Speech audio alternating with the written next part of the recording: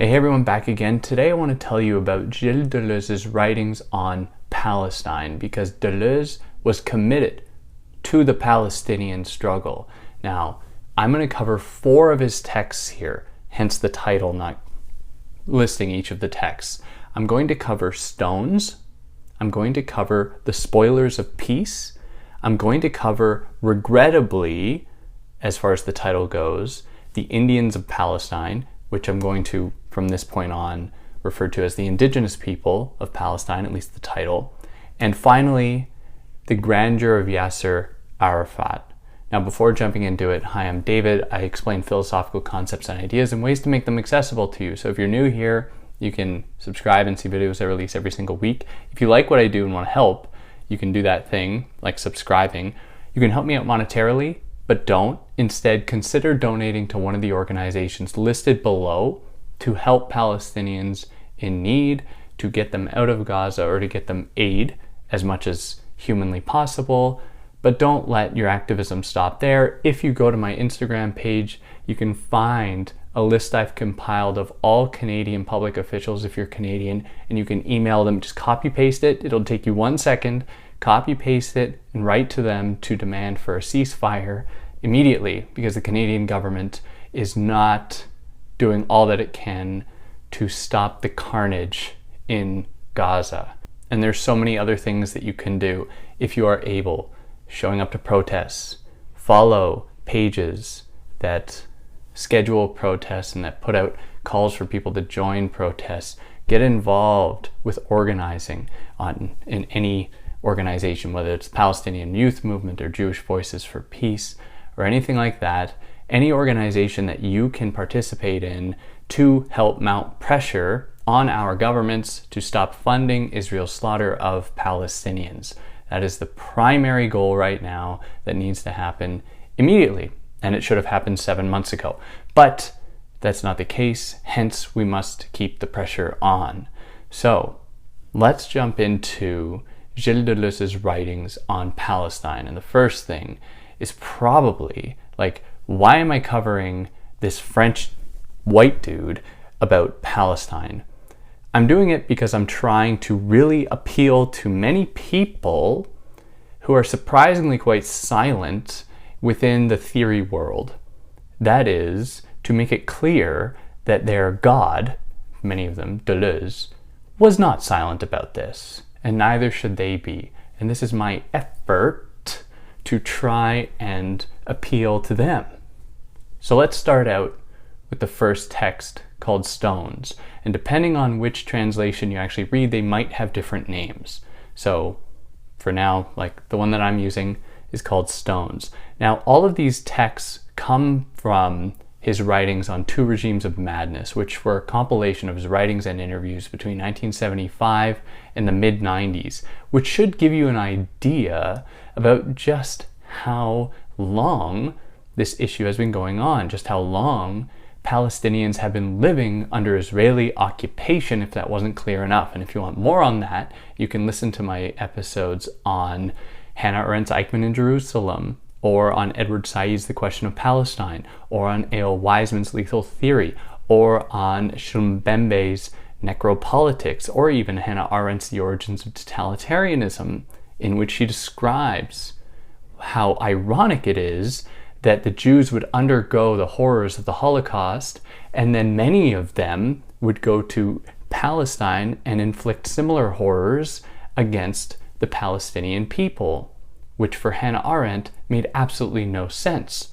And so she could not reconcile that with this victimhood status that she herself felt as a Jewish woman, and that many of her friends and family who were going to Israel, many of them were embracing.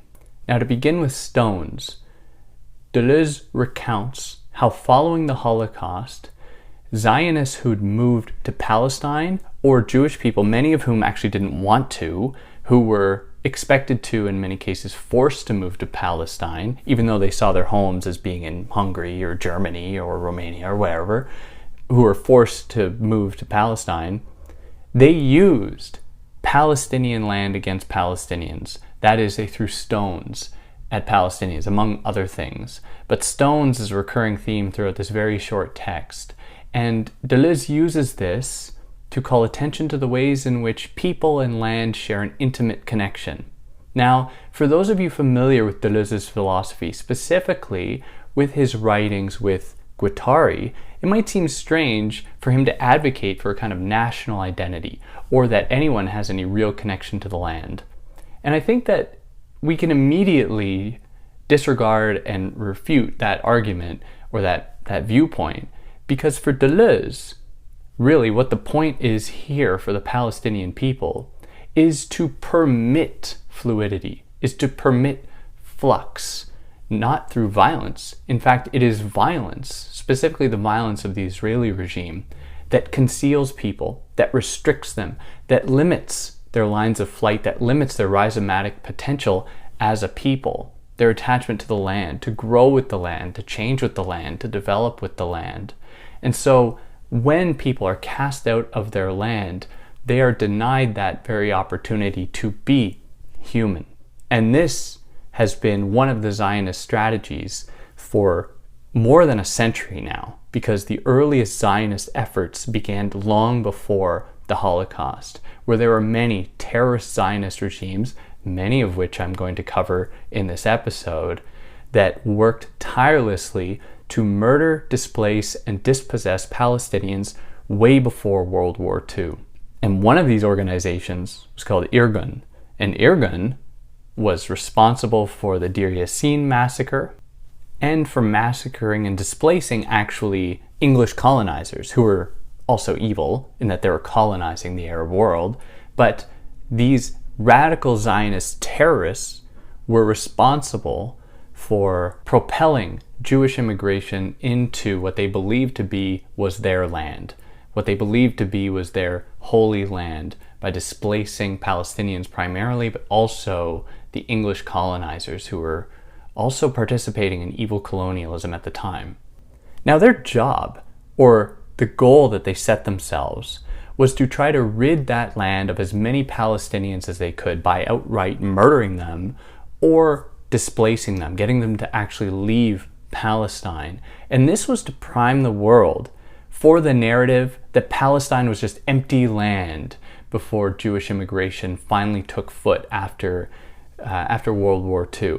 It was to convince the world as though there was just empty land that anyone could colonize and that anyone could occupy. But of course, that wasn't the case at all. After World War II, when many European Jews were forced to move to Palestine from their Zionist leaders, they had to do so by displacing nearly 1 million Palestinians and murdering countless more, and then continuing a legacy of occupation and dispossession of Palestinian people for decades afterwards, up till today.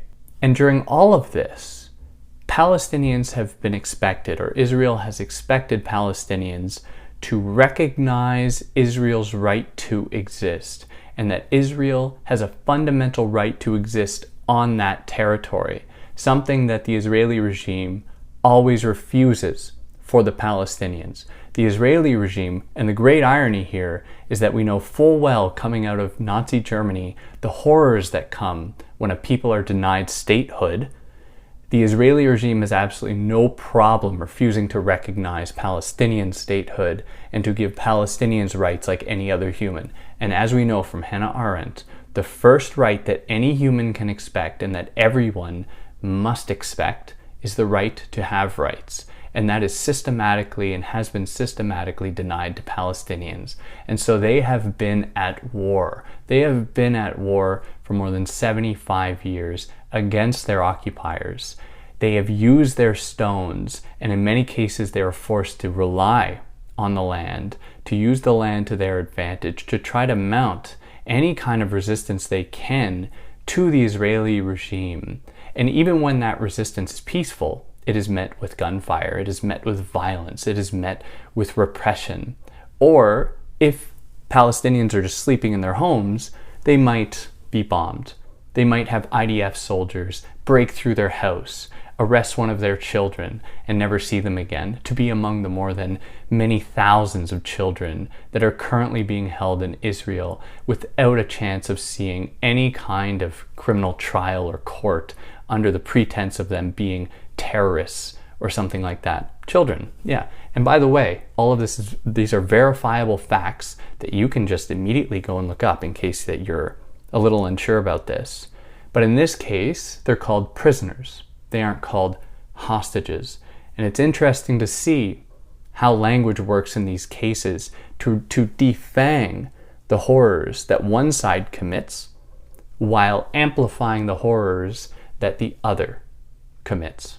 And Deleuze recognizes the Palestinian spirit, and I think this is something that many people have awoken to, and that is the Palestinian spirit is like no other, and it stands in for the spirit of all oppressed people in the face of colonial oppression or any other kind of oppression, in that they will not surrender to that oppression.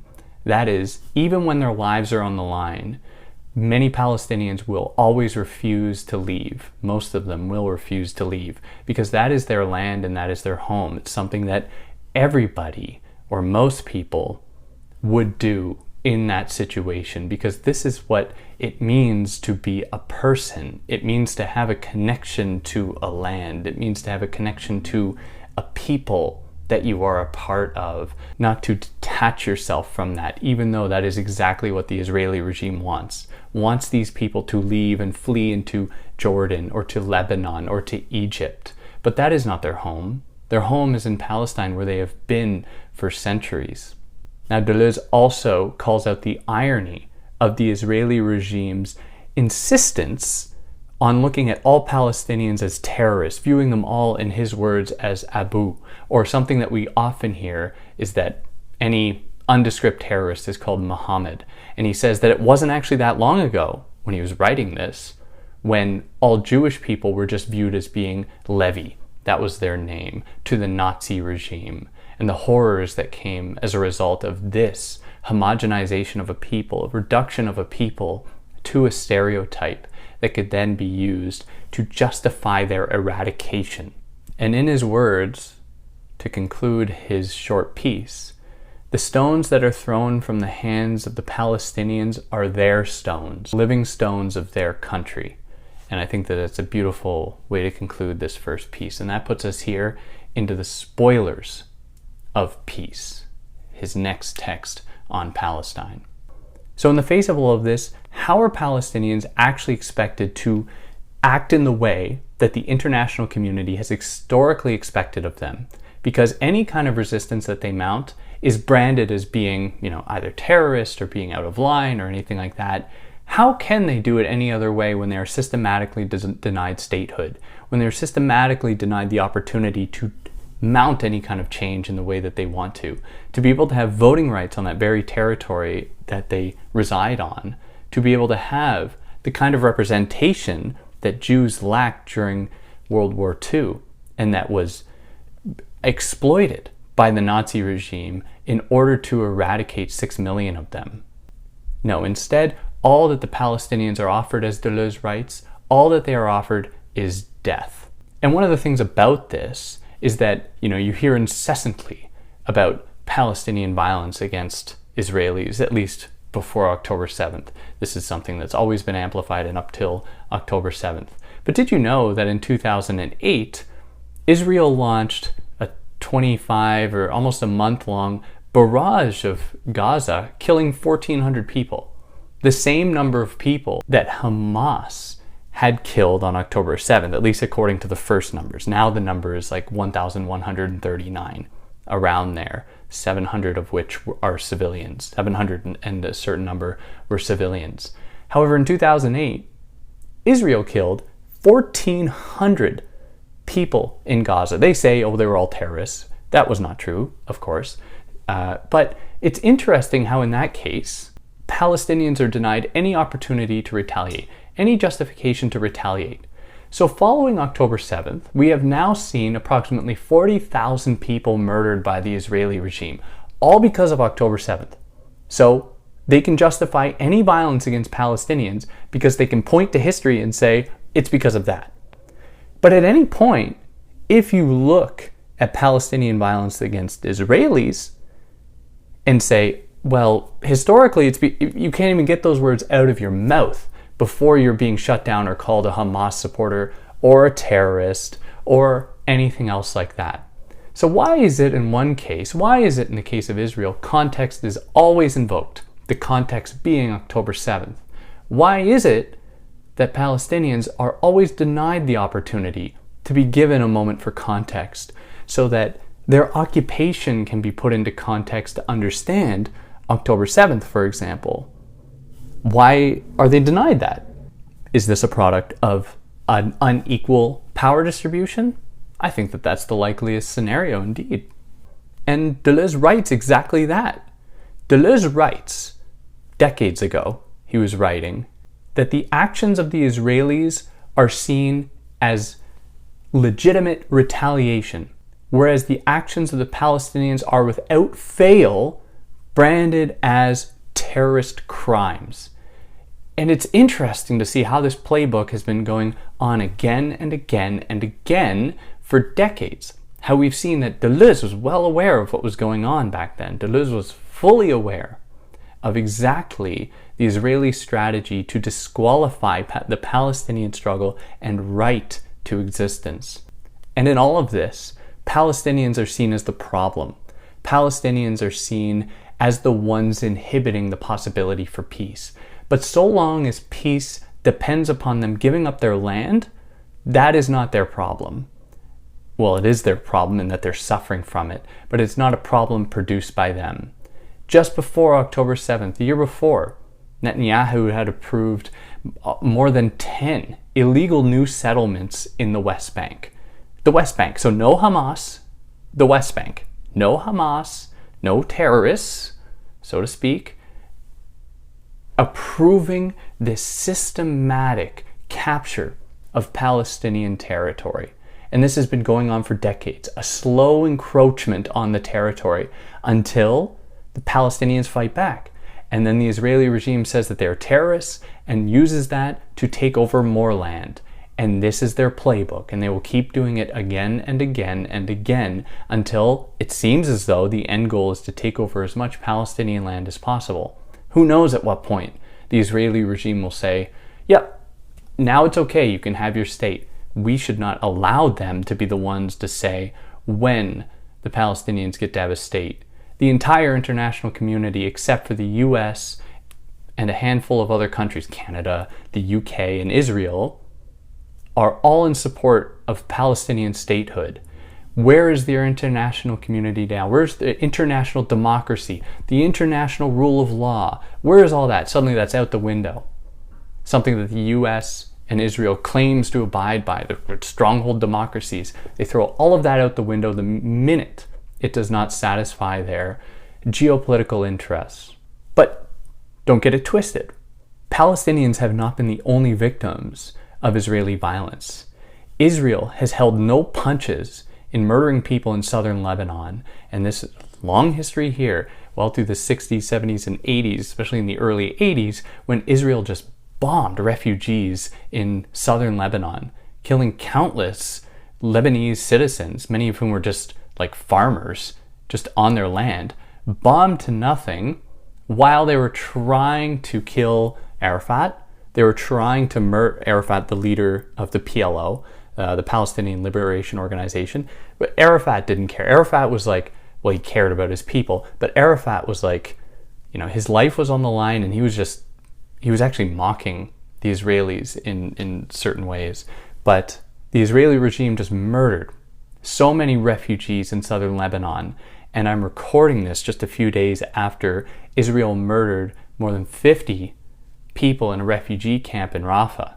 And how many more refugees they're going to kill we'll only have to wait and see. I mean, as horrendous as that is to say, but they have a track record of doing this, and that's why they must immediately be stopped. And so, given this history of Israeli violence against Palestinians, Deleuze says that their greatest opposition actually comes from within, insofar as Israel views itself as being the wielder of Palestinian territory. And in that case, because they see themselves as occupying that land, it is their own doing that bring forward the freedom fighters that will fight them and continue to fight them. Many of the freedom fighters that are fighting and that were fighting in the 90s and early 2000s were related to or even within southern Lebanon when Israel murdered their families and friends who were sheltering and cowering in tents and then having their family just destroyed into nothing. And then in the face of that, what else would they do? I encourage anyone else to think of what they would do in that situation. Or the example I like to give is like, imagine a situation in which Mexico, for example, wanted to reclaim its land in Texas. And so it says, we have a right to return. This is our land. We were here first. And so the Mexican people occupied Texas, put it under strict lock and key. You can't leave or enter Texas without going through Mexican checkpoints and a border. And I wonder if Texans, because there are a few Texans who are very pro-Zionist, I wonder how many of them would be cool with that. And if they'd say, yeah, right to return. Yeah, this is good. Sick. Yeah, I'm down with this. This is totally cool. I'd be very curious how many Zionist Texans would be down with that. I wouldn't be down with that. In fact, I would oppose that. But we have to ask, how many of them would be cool with it? And it's sad, but using an example like this to put somebody in that position is a good way to get them to realize actually how horrible this situation is. Now, Israel and its branding almost anyone as terrorists actually set the template and taught the Americans how to then respond to terrorists, branding nearly anyone a terrorist. And Deleuze was absolutely prophetic about this, suggesting that Israel then taught the US essentially how to conduct what it would do in the war on terror. Brand anyone a terrorist that it disagrees with, and then you can gain public support, you can manufacture consent for it from the international community, because just the term terrorist holds such a negative connotation that you can use to justify endless slaughter of people. You can say that, oh, even civilians were, they were put there by the terrorists and no one bats an eye, no one questions it. And so following 9/11, the US killed more than 400,000 Iraqi people. 400,000, not to mention other civilians in Afghanistan, in Iran, all across the Middle East, murdering them with absolute impunity. Then we see the horrors of Abu Ghraib, where US soldiers are treating Muslim men and women, not necessarily at Abu Ghraib, like animals. And who are the real evil people here is really what we should be asking. Which regime is the evil one? There's no other way to look at it. It's so plain to see. And that puts us here into the next text, the indigenous people of Palestine, its original inhabitants. Now, this is actually an interview or a conversation between Deleuze and Elias Sambar, who is a Palestinian French writer. He was actually a French translator, translated Arabic to French. He translated the work of Palestinian poet Mahmoud Darwish, including others, and he and Deleuze were friends and they collaborated a lot, and here they discuss the Palestinian struggle. Here they discuss Palestinian art. Here they discuss Palestinian entry into actually academia, into French academia, with the publication of their first journal at the time, which was called in the early 80s, the Revue d'études Palestiniennes, which was the review of the study of Palestinian work and art and culture and stuff. So that's what they're talking about here. And specifically, they're pointing to, or at least they begin their conversation by pointing to the first words, or the words that open this journal, that read, "We are people like any other, and we only want to be that."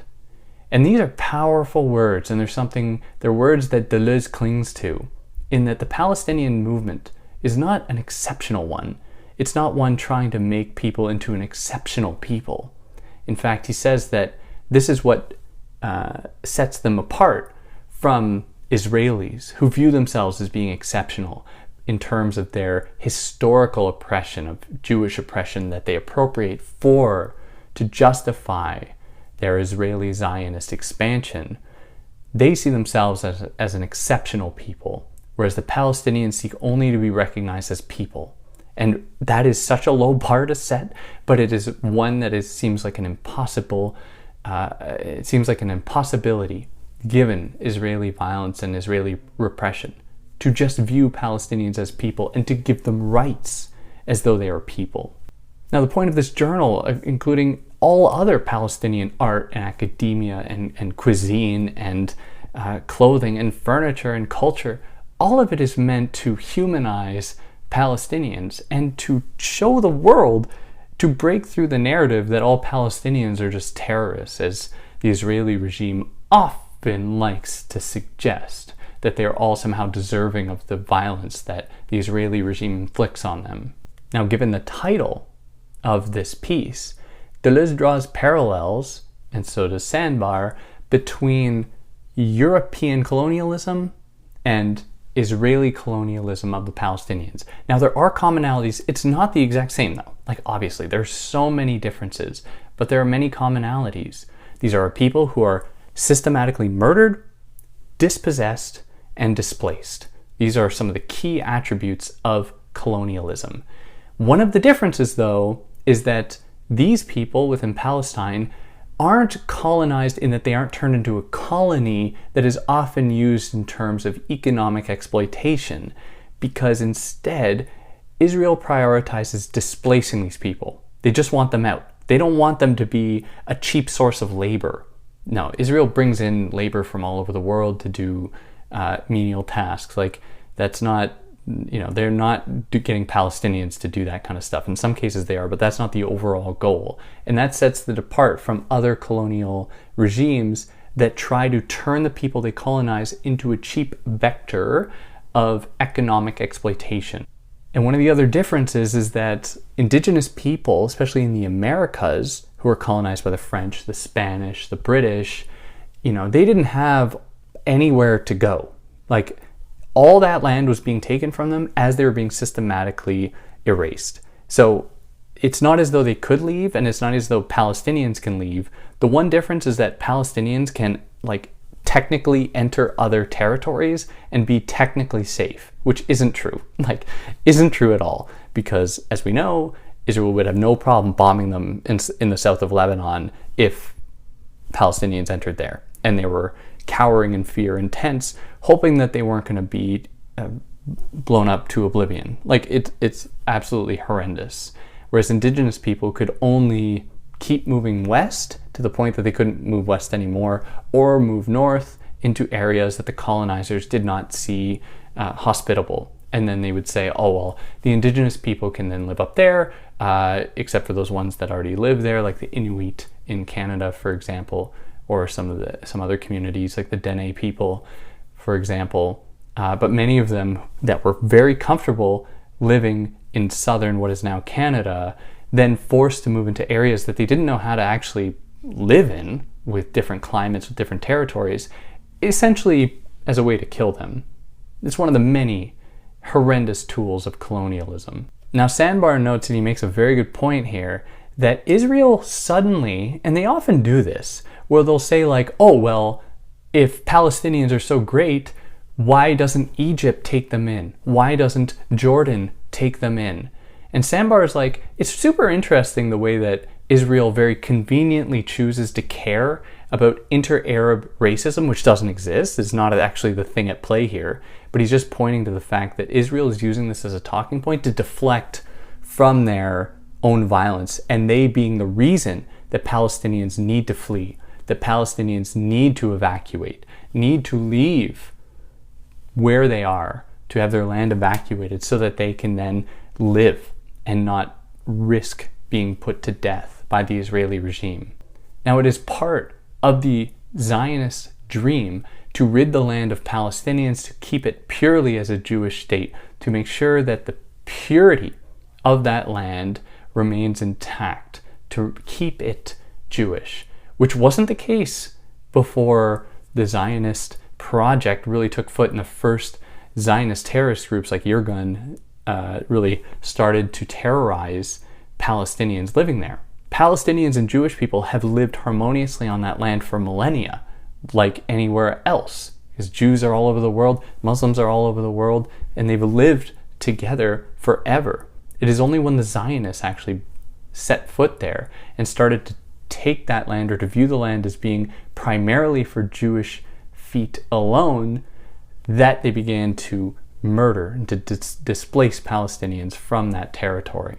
And they do this on the basis of a racial quality, to suggest that Jewish superiority being the reason that they deserve that land. They have more of a right to that land than the Palestinians. And it goes to show the attachment that Zionism has to European colonialism and its use of racism to justify European expansion and capture of indigenous peoples all over the world, from India to the Philippines to Mexico to Canada and so on.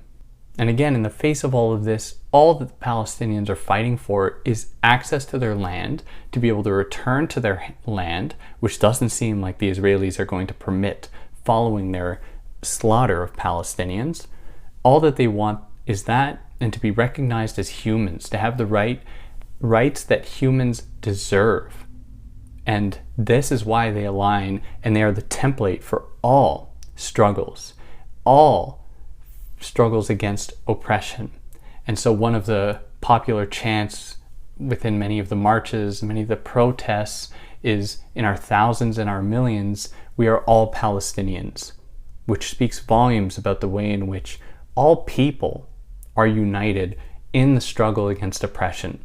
This is not just a Palestinian issue. This is a human issue, and it has to have to hold on to that fact and really drive that home to make sure that this never happens again. It stops and never happens again. And that puts us here into the final text, the Grandeur of Yasser Arafat. Yasser Arafat, the leader of the PLO for like 40 or so years, from the 60s all the way to his death in 2004, I think, about 50 years. He was leader of the PLO. And he was an enigmatic figure, extremely important for the Palestinian movement. But perfect? No. Should we pay any attention to his imperfection at all, given that all of our attention should be focused on the Israeli regime? No, we shouldn't focus any attention on any of his imperfections at all, in my opinion. Absolutely not. He was instrumental in really bringing the Palestinian struggle to the world and showing the world that the Palestinians are people. Palestinians are people deserving of rights.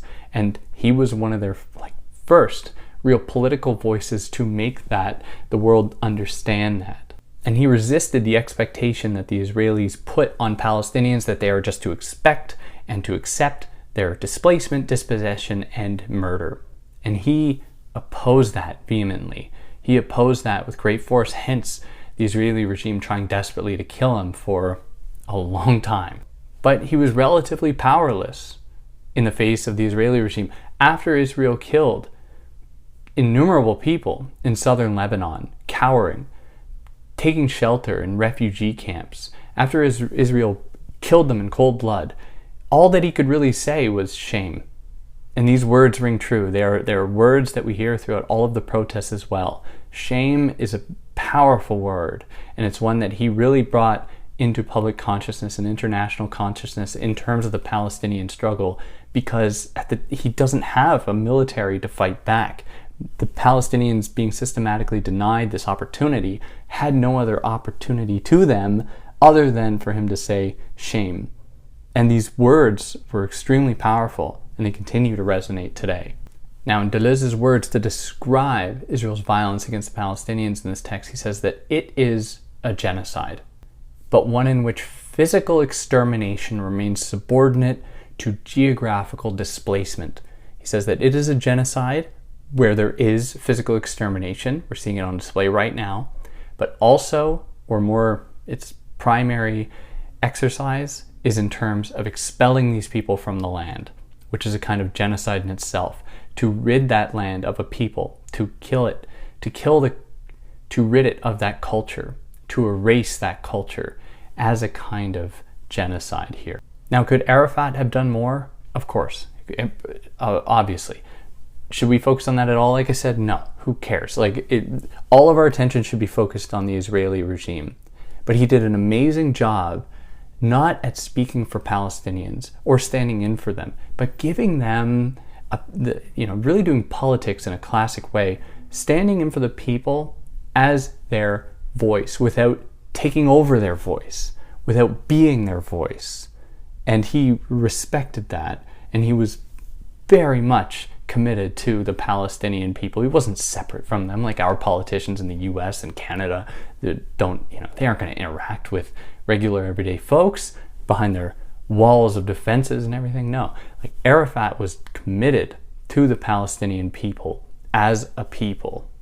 And yeah, that'll conclude these 4 very important texts that Deleuze gives us about Palestine and his commitment to the Palestinian struggle. And I encourage you to get involved. I encourage you to donate if you can. If you don't have the monetary means, maybe you have the time, you can work with any of these organizations to help call for a ceasefire, to oppose and challenge what is currently going on in Gaza, Israel's violence against Gazans and against Palestinians, and to make amends for the decades of violence that Israel has been committing against the Palestinians.